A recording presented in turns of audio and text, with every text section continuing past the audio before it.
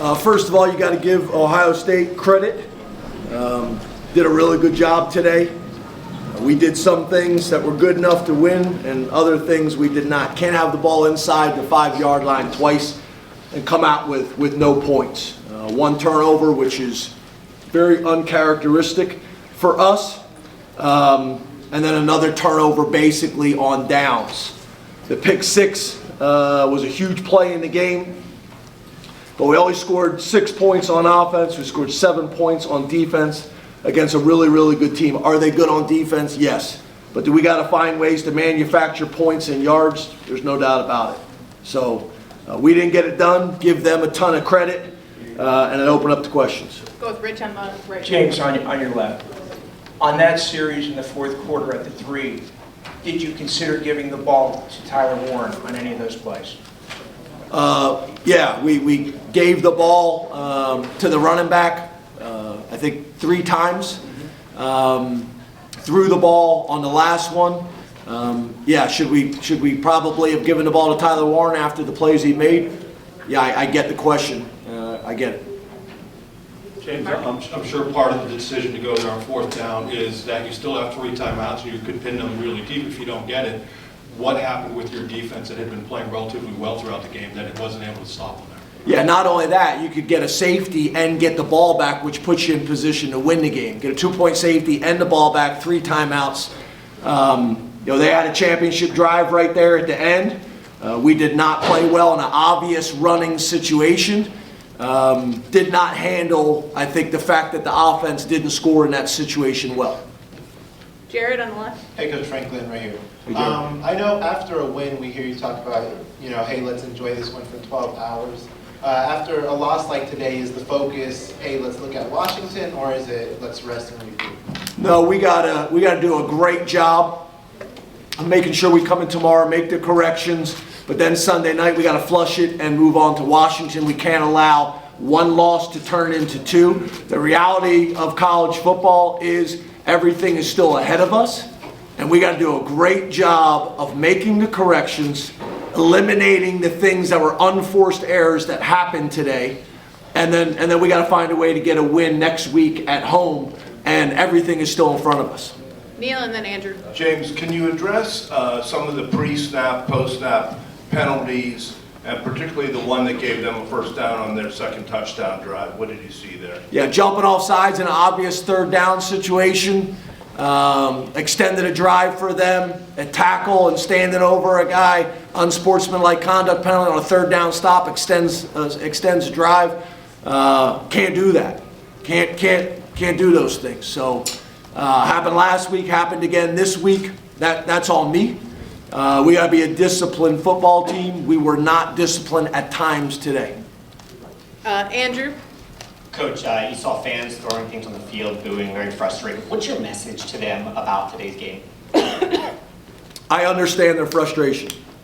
Guys in the locker room are just as frustrated, if not more, but college football has changed.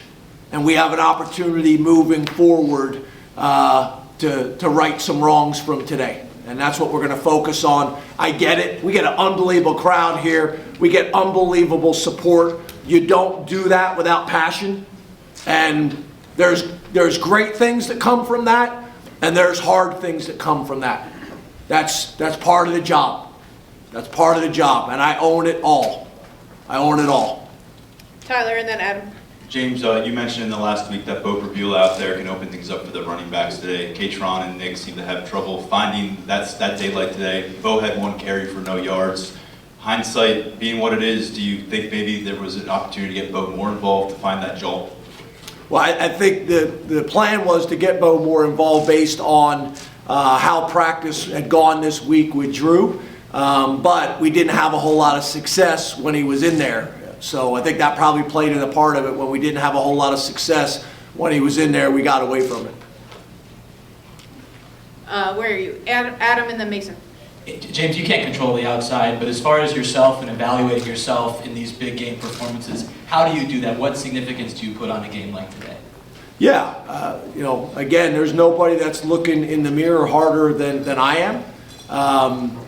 I will say this, and I've said it before, 99% of the programs across college football would die to do what we've been able to do in our time here, and that's all of us. But I also understand when you're at a place like Penn State, there's really, really high expectations. When you're at a place like Ohio State, there's really, really high expectations. I get it. I totally get it. So we've looked at all these things really hard. We'll continue to look at these things really hard. There's a lot of things that I had planned on saying when I came in here today, but they are not appropriate to say right now. So I'll hold them till another time. Mason, then Joe. Hey, Coach, over here. Without no Carter's play today, obviously 2 sacks, but also, like you said, the offsides play.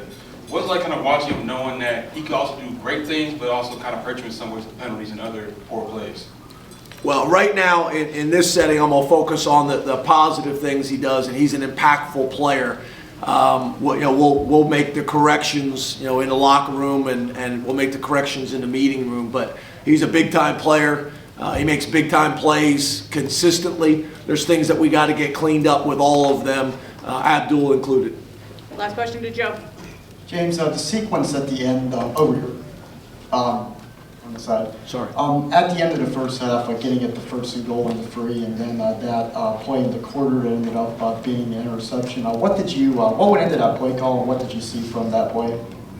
What did I see on the play that they overturned to an interception? Yes.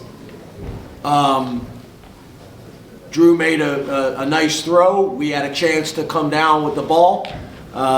They called it as an incomplete at first. Then they reviewed it, called it as an INT. The guys that are watching on TV got a better idea of how that whole thing played out.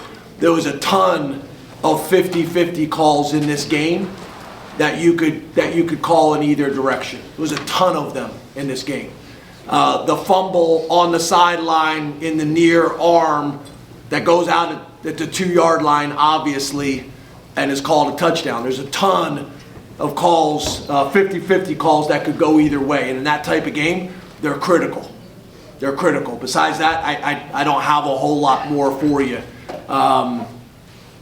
But, obviously turning the ball over in the red zone and getting stopped on downs, 2 turnovers inside the 5, that's really the story of the game. Thank you, Coach.